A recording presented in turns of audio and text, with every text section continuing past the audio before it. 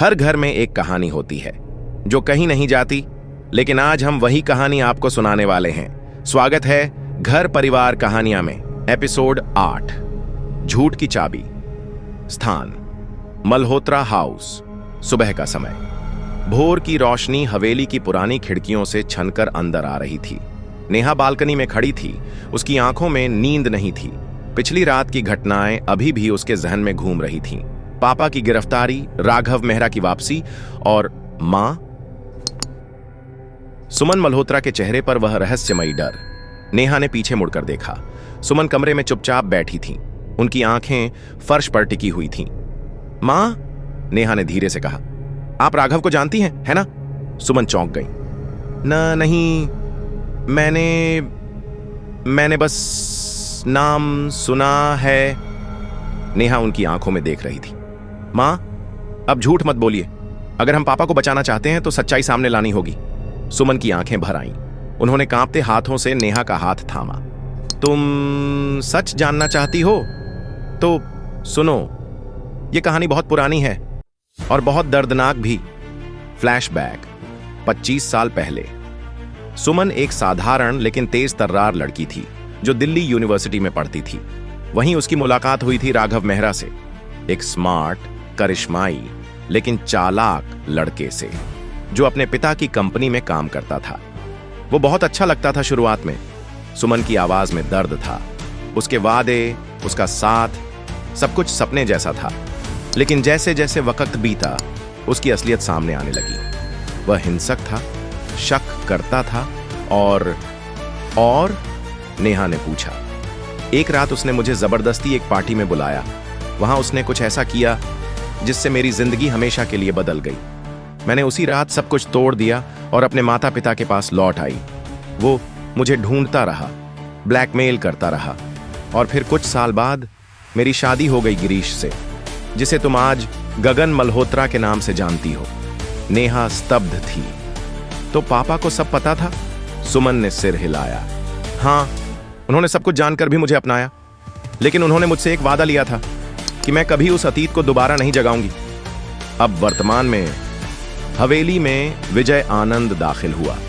उसके चेहरे पर तनाव साफ झलक रहा था। नेहा, उसने कहा, हमें बात करनी है। नेहा और सुमन दोनों ड्राइंग रूम में आ गईं। विजय ने टेबल पर एक पुरानी चाबी रखी। ये क्या है? नेहा ने पूछा।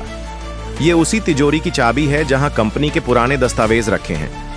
मैंने सोचा था ये सब कुछ खत्म हो गया, लेकिन कल रात किसी ने मेरे ऑफिस में घुसने की कोशिश की। लगता है किसी को इन दस्तावेजों की तलाश है। नेहा ने चाबी उठाई और उसे गौर से देखा।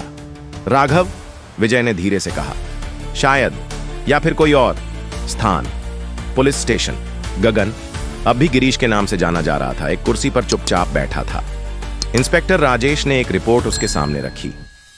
ये देखिए, कल रात राघव मेहरा को एक पुराने गेस्ट हाउस में देखा गया, लेकिन जब हमारी टीम वहां पहुंची तो वह गायब था और वहां से एक फाइल भी मिसिंग थी, वही जिसमें आपकी कंपनी के शेयर होल्डिंग्स की डिटेल्स थीं। गगन की आंखें सख्त हो गईं।